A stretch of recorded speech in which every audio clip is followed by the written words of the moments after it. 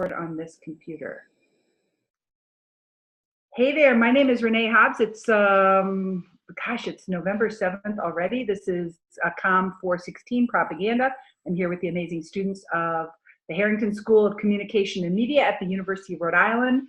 And you know, it's crazy time in the higher education world. We're all working really hard and deadlines are approaching and trying to hold on to our sanity, right? Because that's what happens this time of year. It's like a roller coaster. So Anna, I've got Eric, Candace, and Colton, and who else on the line here? Hi, it's Kelly. Hey Kelly, how are you? Good, how are you? Good show. I'm so glad you dialed in. We're just holding up fingers to represent how stressed we are. On a scale of 5 being the most, Candace, just 5 being the most, to 1 being not stressed at all. So you'll have to tell us your number. What number are you? 4.5. 4.5. Candace is 10. Eric, how many fingers did you have up? Yeah, 4 or 5, 4 or 5. And Colton, I didn't see your fingers. Are you hanging up? Right. Yeah, well, there you go. I also am rocking and rolling with a ton of deadlines and things that I should have been doing that I haven't been doing and getting it all together. So we are really working hard on your LEAP 2 grading. It turns out grading screencasts is hard, but we're getting there. So hopefully we're going to have those for you in the next day or two.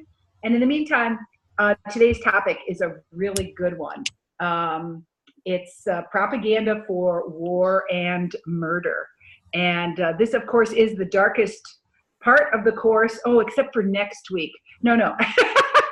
Except for the week after next week when we deal with terrorism and ISIS. I guess technically that will be the darkest part of the course. But this is not fun either. So did you guys come across any propaganda in the news in the last 7 days since I last saw you? The Texas shooting. Tell me about it. Propaganda related to that news event? It seems like there's a connection. Like, I kind of saw it very similar, and I think others would find it similar to the Las Vegas shooting. You know, I don't understand why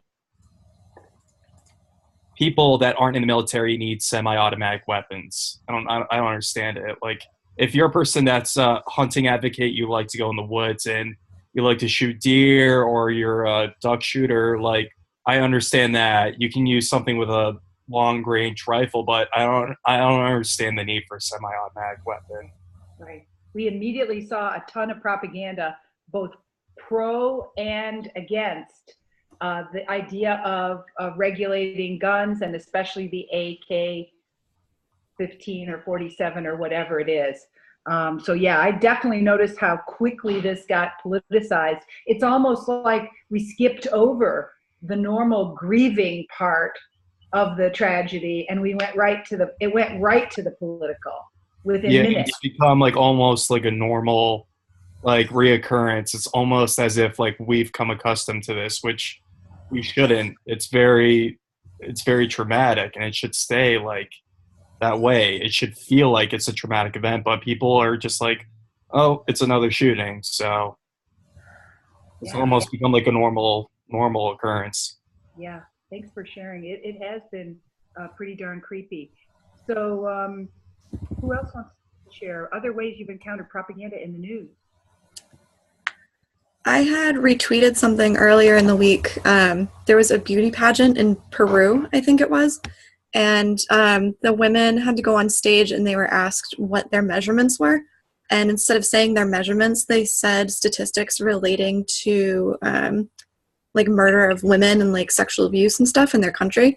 And it was really terrible and awful, but I think it was a really good way to both combat like the ridiculous standards that women have to face when they are involved in like a beauty pageant, and then also raising awareness to the fact that women are facing such abuse in their country. I was completely bowled away by your tweet about that It was so, so powerful, Jenna. And I feel like it was riveting. Mm-hmm. But it's sort of like you're making a really interesting observation, which is that level of shock and startle Yeah. that it takes to, whip us out of sort of thinking this is normal, Mm-hmm. right?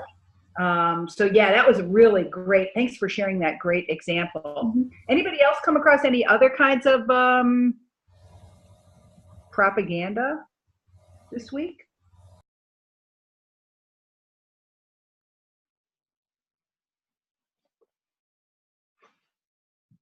Of course, I got to participate in making of propaganda because this week is the National Media Literacy Week. Eddie Bernays, back in 1928, he said that a great way to engage in public relations, or the ethical practice of propaganda, was to stage events.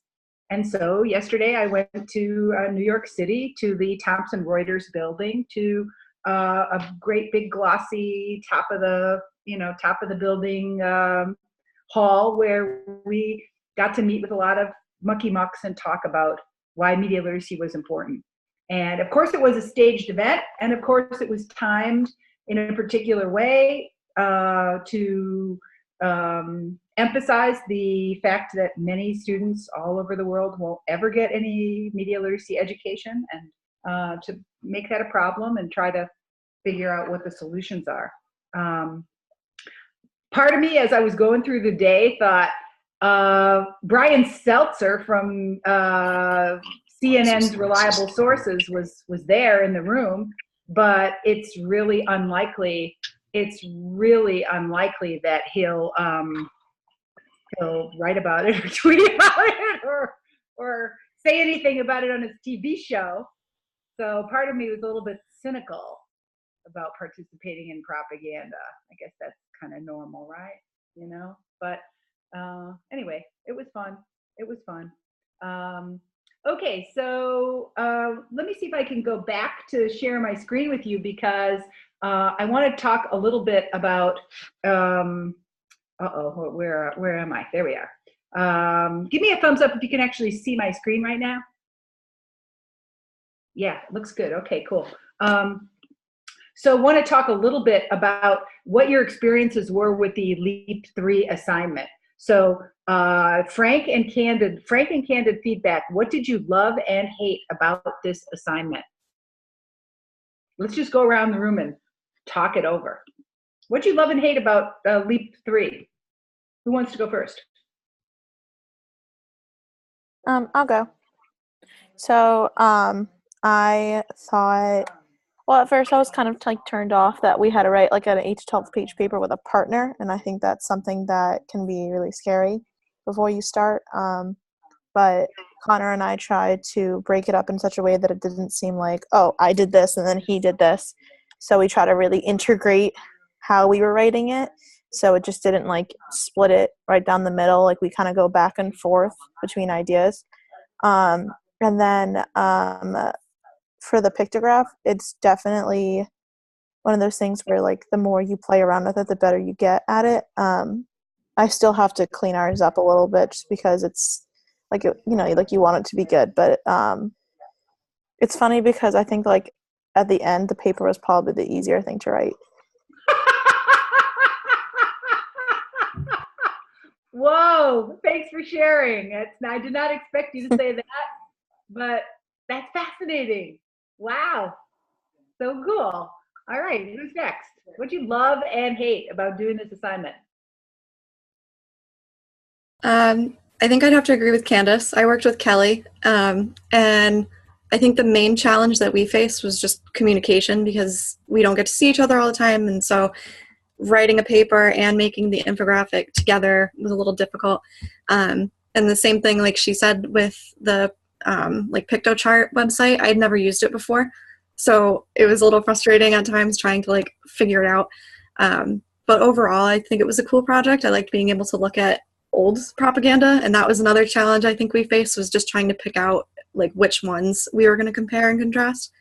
But overall, I thought it turned out well. So it's interesting how you identify some specific challenges. Picking out the making the choice is a really hard choice because there are consequences for whatever you choose, Hmm. right? So I'm glad that you wrestled with it, but I'm glad you're also aware of what a difficult challenge it is. Any other thoughts on your highlights and lowlights of LEAP 3?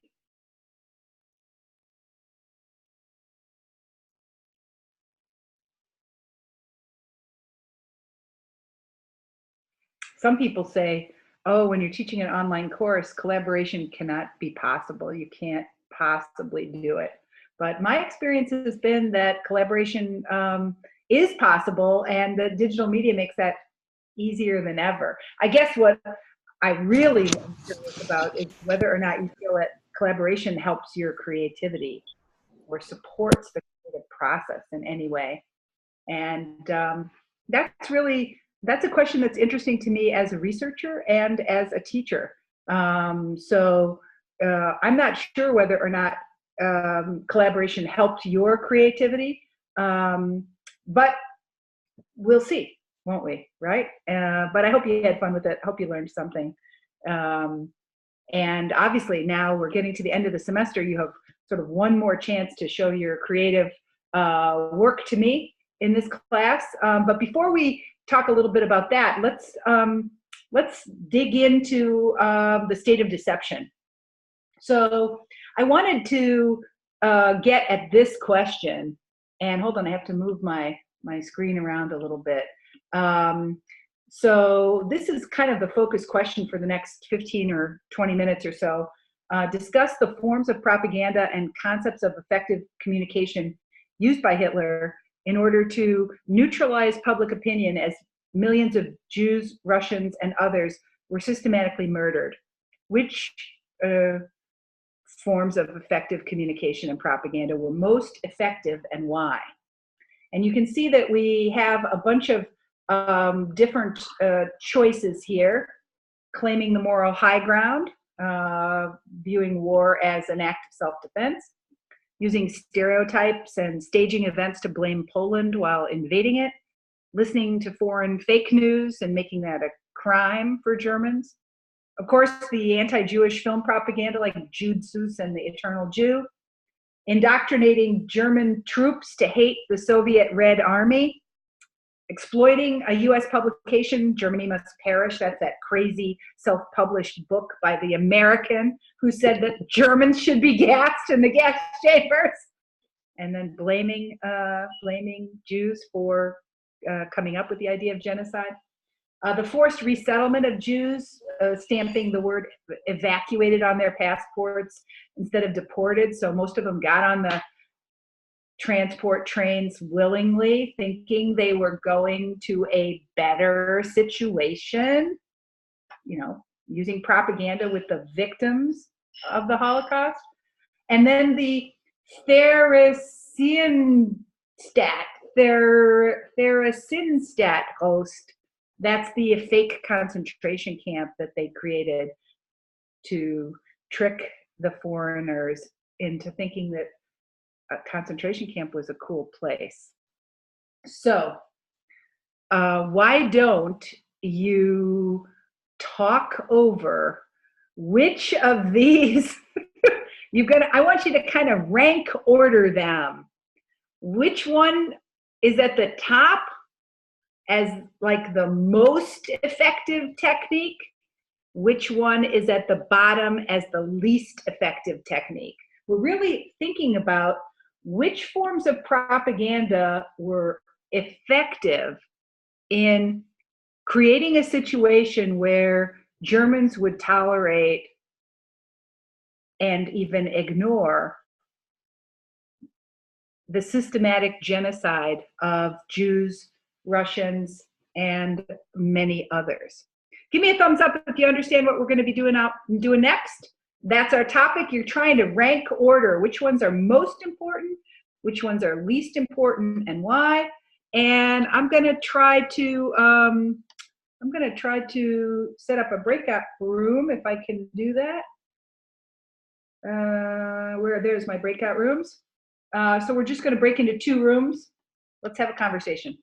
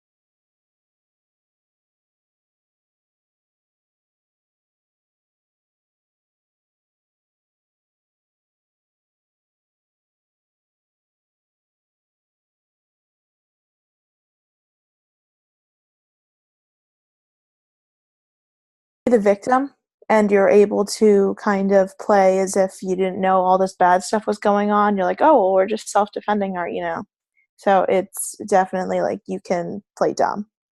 Right. So it lets so the moral high ground does let the German people off the hook, so to speak, when it comes to this. One of the ones I put toward the top of my list was the actions that Hitler gave to essentially enable German soldiers to go after the Red Army in a really vicious and really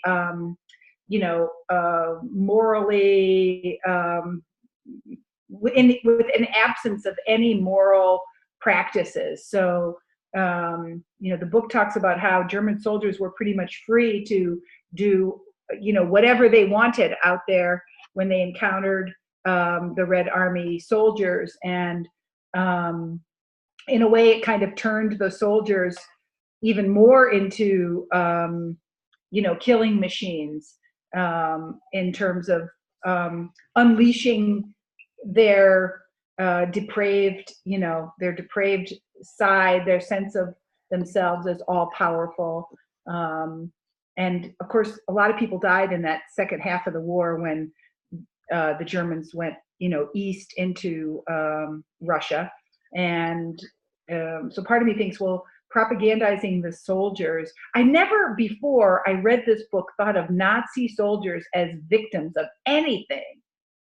But when I read that, I was like, oh, yeah, they were propagandized too, right? And I guess I never thought of that before, right? That the soldiers had been fed a lot of propaganda. So I thought that one was kind of important because without the soldiers, there wouldn't have been a war.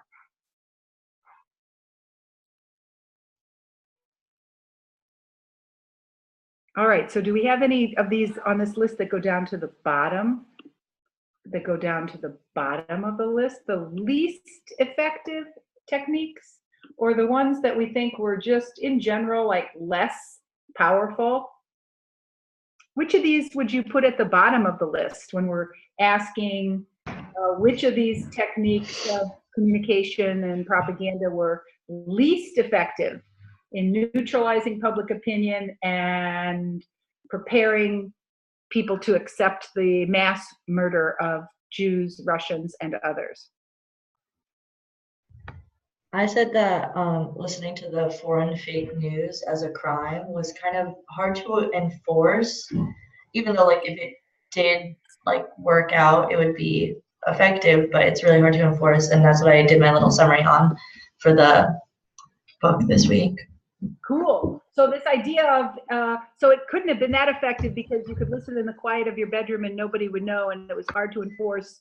So probably plenty of Germans did listen to the radio. Of course, I was also really interested in that, but partly one of the things I tweeted about tonight was, did you see the board game that kids play, don't listen to illegal broadcasts? That's the picture I used. And I kept thinking, Jesus, if I were then and I had kids in the house, my kids would be turning me in for listening to the illegal broadcast, right? So that made me think that there probably was no enforcement mechanism, but your kids would be your enforcement mechanism, right? So you'd really have to listen after the kids were in bed, really quiet, because your Hitler Youth children would call you out, and that idea that neighbors would call out neighbors and turn in neighbors, they said that was the only way that the radio broadcasts were probably enforced, was just vendettas, personal vengeance. Neighbor hates neighbor, so they accuse the neighbor of listening to the radio. That's craziness. So I wanted to share with you a really cool website, and I'm so fascinated by this website. You can access it yourself if you go to USHMM, that stands for the United States Holocaust Memorial Museum.org, and /pop propaganda. At the propaganda website, it was the website that was created for the special exhibit.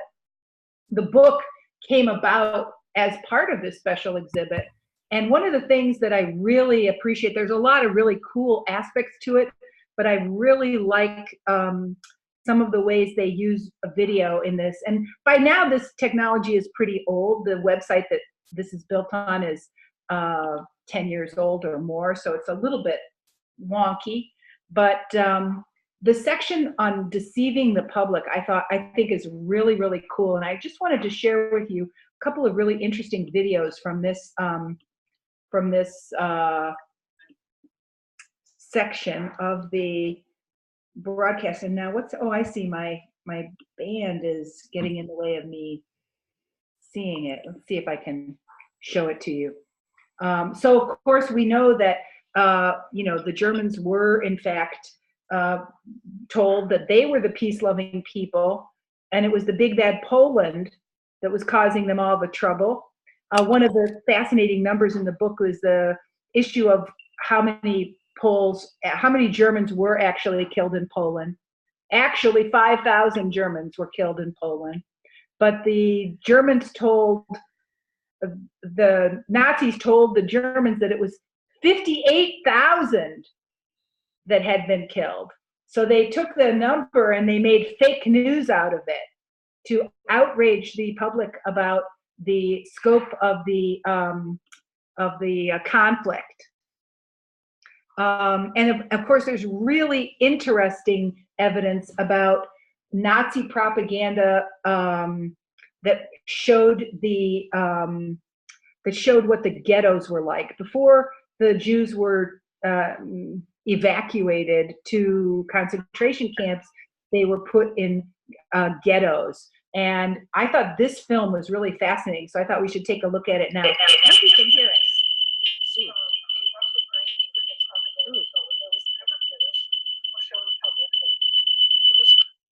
Uh-oh. Yeah, I'm having trouble hearing it. Sorry, I'm trying to figure out how to make it hearable. Let me see if I can.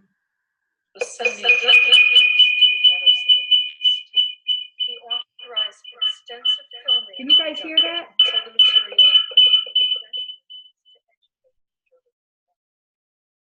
Let me try that again and see if I can get it to work.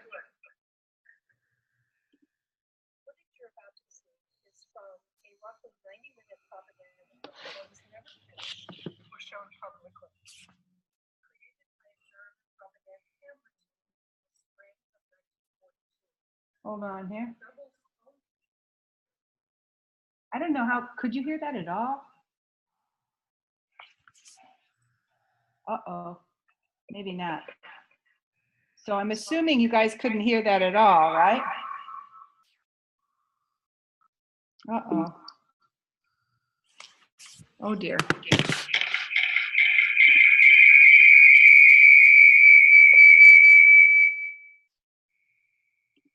Okay, I'm gonna try now and see if that works. Can you guys hear me now? Can you guys hear me now? Yes, you can hear me now, but it's like making really weird echoes, right?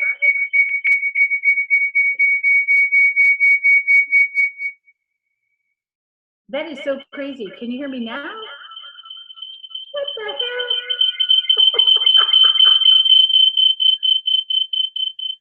Spooky. I don't know what's going on. So all of a sudden my sound is not working at all. Give me a thumbs up if you can hear me.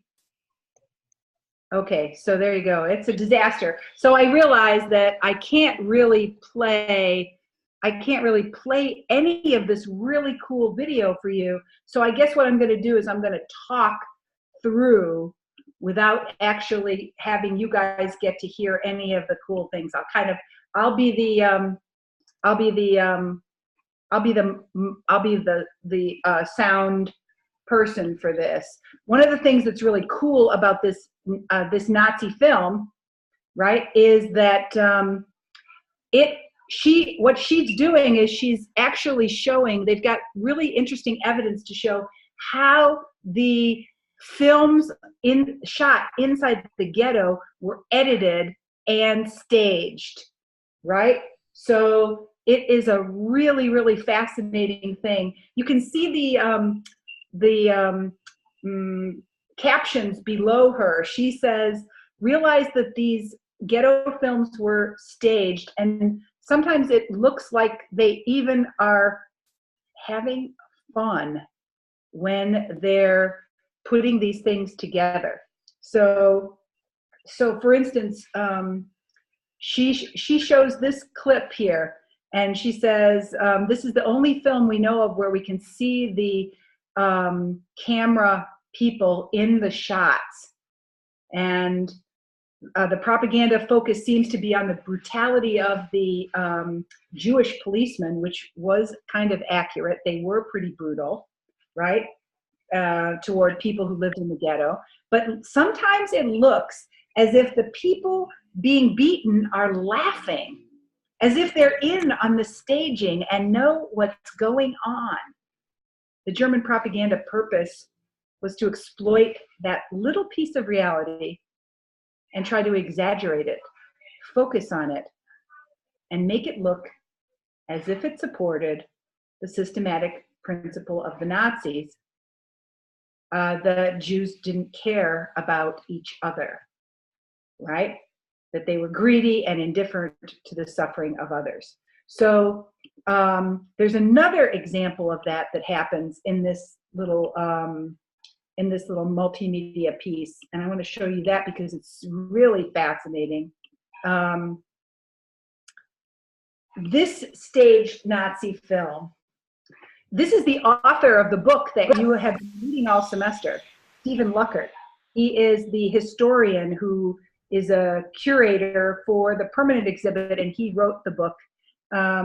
In this little video, he's talking a little bit about how the SS creators of these propaganda films refuted Nazi allegations of Jews living in tragic circumstances, and instead showed people growing vegetables, right? Watering plants. They hid the real conditions of the ghettos and made it kind of look like a summer camp. Right? I mean, literally, that does not look bad at all, right?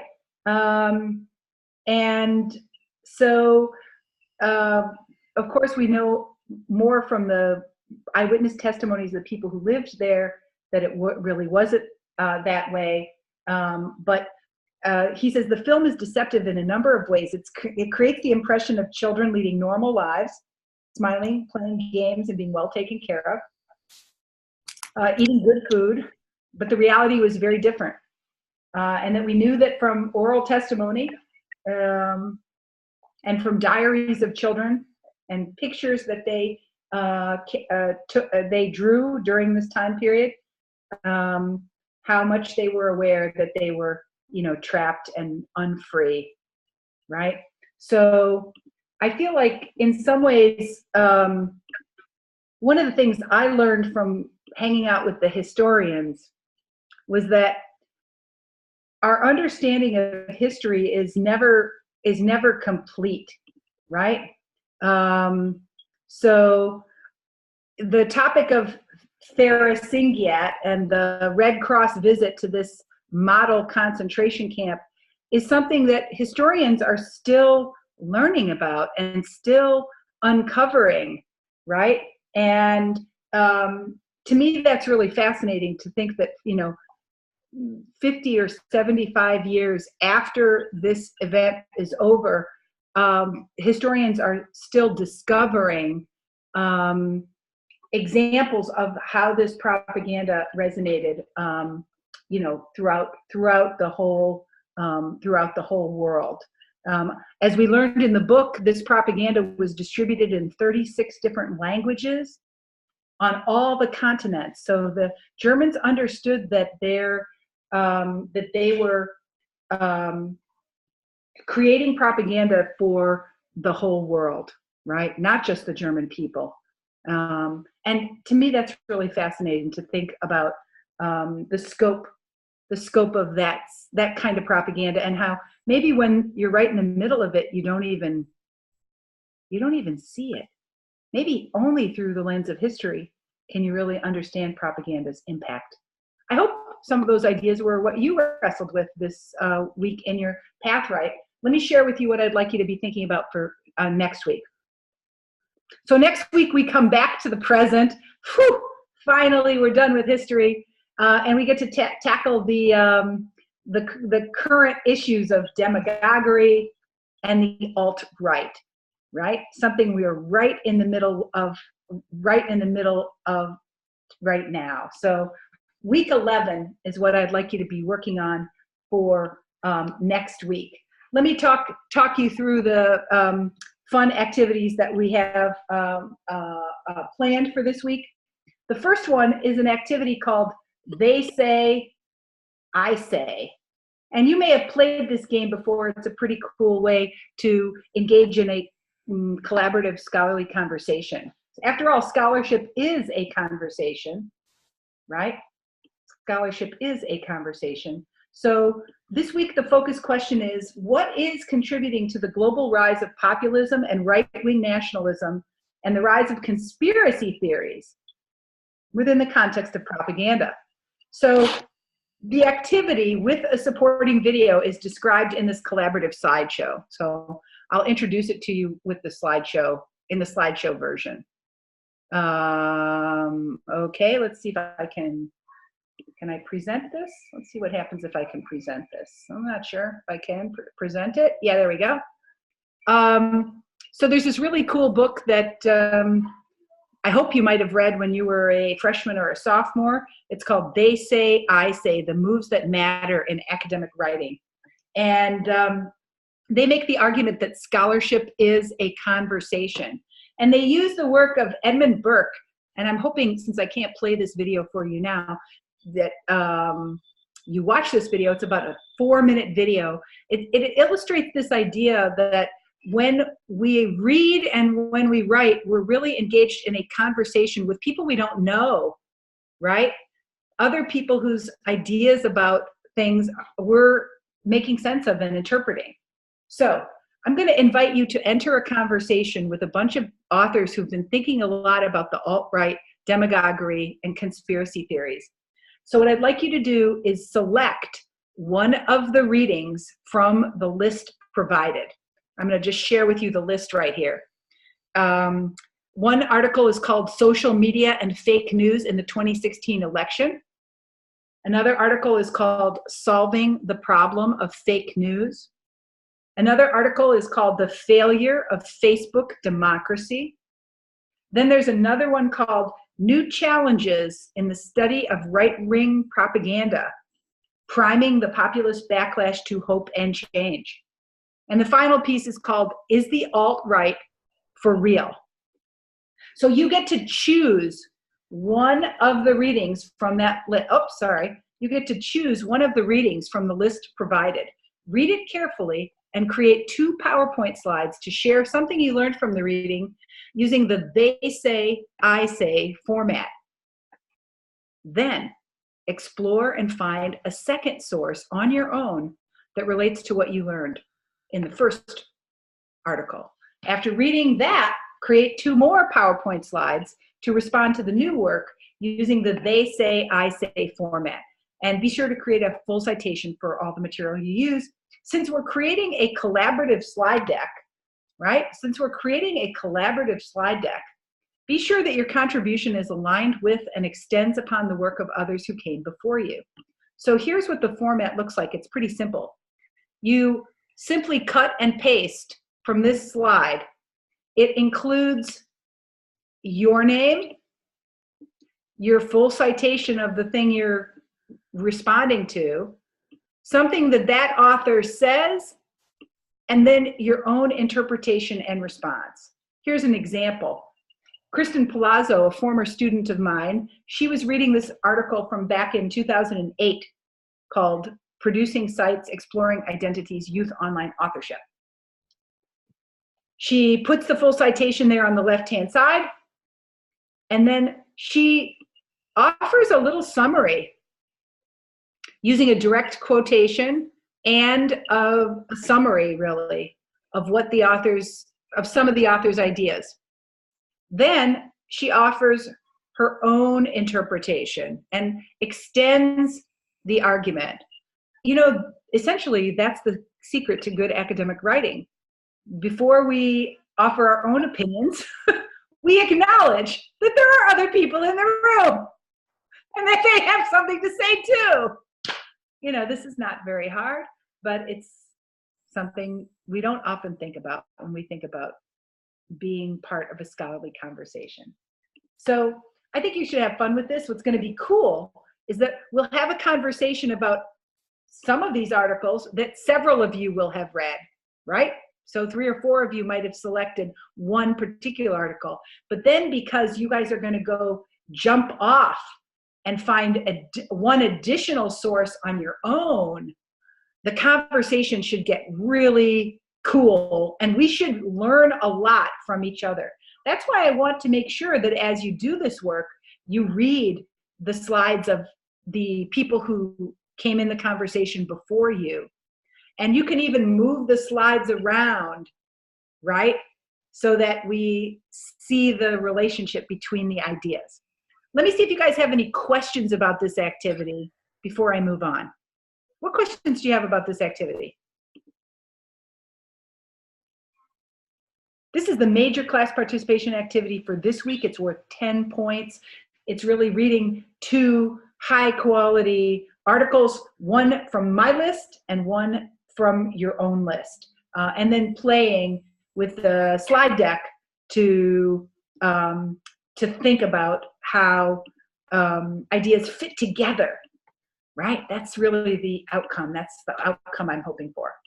Okay, so then let me go back to the path right and talk about conspiracy theories, because I'm really keen on conspiracy theories these days, and I thought this next week is the perfect week given our topic. It's the perfect week to explore that.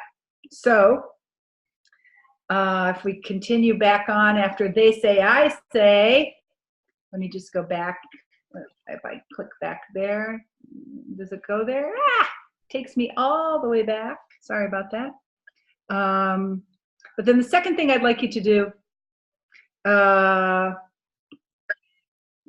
want you to find and analyze a conspiracy theory. Okay, so conspiracy theories are on the rise in this age of anxiety. Find an example of a conspiracy theory that interests you and select a video, webpage, or article about it. After summarizing your example briefly, analyze the conspiracy theory and answer these questions. Does your example fit with the definitions of propaganda we've explored in this class? Why or why not? Does your example use the propaganda techniques that we learned about? Why or why not? And put your response on the flip grid. After you've completed your work, please view the contributions of at least one other student before you go on. So, of course, I already know which conspiracy theory I'm going to be investigating. I'm going to be studying the Mary Magdalene controversy. You guys are all familiar with that, right? Are you guys familiar with the Mary Magdalene conspiracy theory?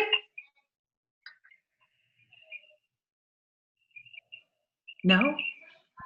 Do you guys even know who Mary Magdalene is?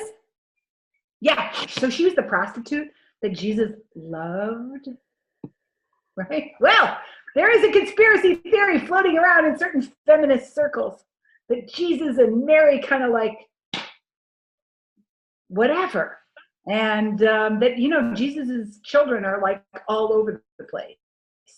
So, as a Catholic that's not practicing, I'm fascinated with Catholic conspiracy theories. So that's the one I'm going to be investigating. You might think about your own favorites. Right now, there's a whole raft of them floating around. And I bet you even know the names of some of the YouTube celebrities that you could watch if you wanted to tune in to learn about the latest conspiracy theories. Is anybody familiar with any of the famous YouTubers who dabble in conspiracy theories?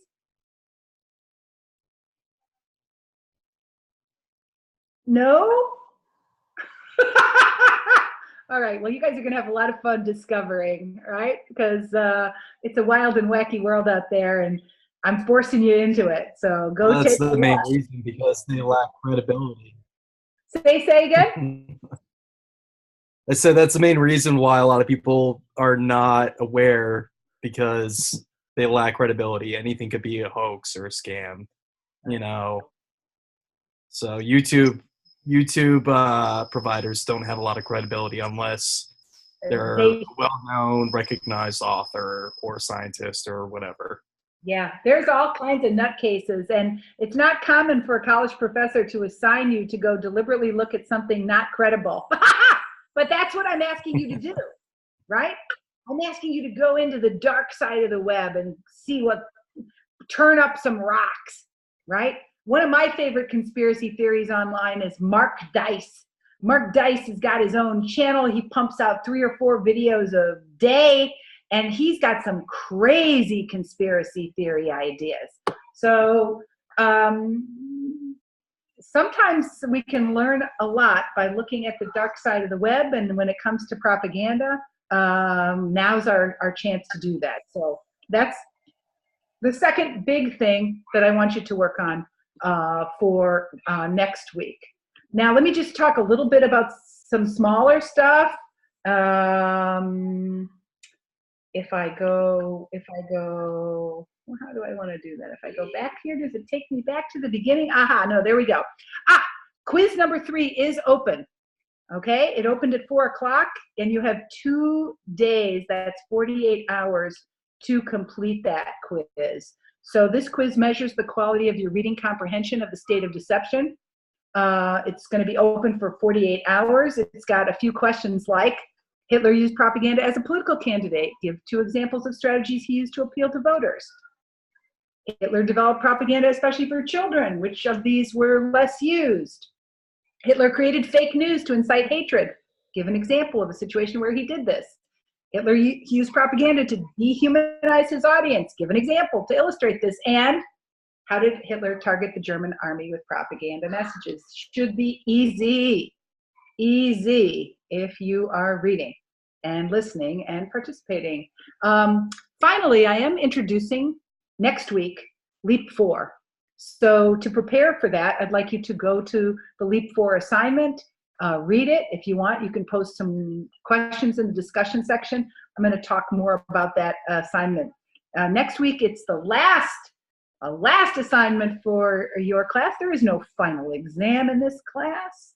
Your last piece of work for me is Leap 4, which should be the funnest thing that you put together all semester and the place where you learn the most. We'll be meeting back again for our synchronous class on November 14th. That's just 7 days from now.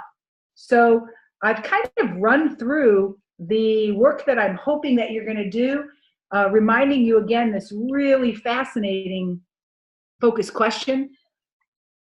Can we consider the rise of global rise of populism and right-wing nationalism and the rise of conspiracy theories within the context of propaganda? The authors that we're encountering this week have some really powerful hypotheses about why we're seeing the confluence of these things going on like right now. There's a set of really conflicting narratives about why this is happening right now. Just a few years ago, the topic of propaganda wasn't really on anybody's radar screen, and now it seems like it's everywhere. So finally, before I let you go, I'm just going to remind you again of the extra credit opportunity. I hope you've marked your calendars. Right after Thanksgiving on Tuesday, November 28th, we're going to have an online dialogue with some German undergraduate students from the University of Würzburg. And you're going to be invited to join that conversation. They all speak excellent English, as most Europeans do, and it will be a fun way to, sort of broaden our horizons on this important topic. All right, before I let you go, do you guys have any questions, any burning issues? Remember, your Leap 3 is due at midnight tonight. Remember that you're going to tweet about it and post it to your blog. And I'll be sending you back your Leap 2s this week, and I'll see you in a week. Let's sign off with our military salute here. Our military salute. I'll see you guys next week. Thanks for joining. Bye-bye.